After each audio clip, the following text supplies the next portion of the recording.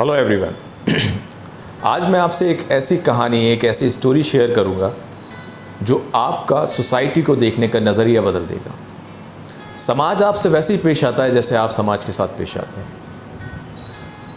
इसी बात पे ये स्टोरी एक गरीब किसान की स्टोरी। एक गरीब किसान था जो दूध में से मक्खन निकाल के उस मक्खन को सेठ को बेचा करता था और सेठ उस मक्खन के एवज़ में उसे घर का वो सामान देता था जो उसकी ज़रूरत का हुआ करता था, जैसे शक्कर, तेल, चावल, और इन सामान से उस गरीब किसान का घर चला करता था।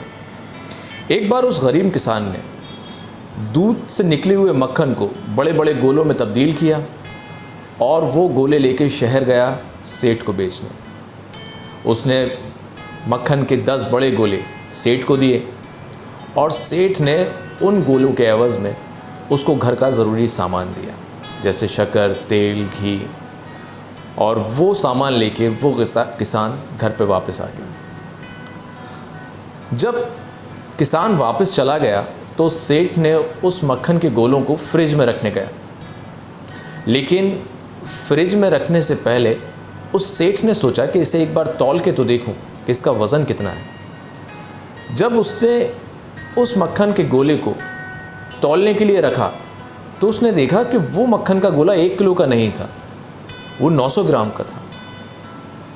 फिर उसने बचे हुए सारे गोलों को तौला और देखा कि सारे गोले 900 ग्राम के हैं। सेठ को इस बात को देखते हुए बहुत गुस्सा आया। उसने सोचा, ये गरीब किसान पे मैंने भरोसा किया और उसने मुझे धोखा दिया। उसने सोचा कि जब वो अगली बार आएगा मेरे पास तो मैं उसे बहुत डांटूंगा। जब वो किसान उसके दूसरे या तीसरे दिन उस सेठ के पास पहुंचा तो सेठ गुस्से से आग बबूला हो गया और वो उस किसान को डांटने लगा कि तुम चोर हो, तुमने मेरे साथ धोखा किया। मैंने सोचा कि तुम शरीफ होगे इसलिए मैं तुम्हारे दिए हुए गोलों को मैंने तौला नहीं, लेकिन तौलने में पता चला कि वो 1 किलो के नहीं थे, 900 ग्राम के थे।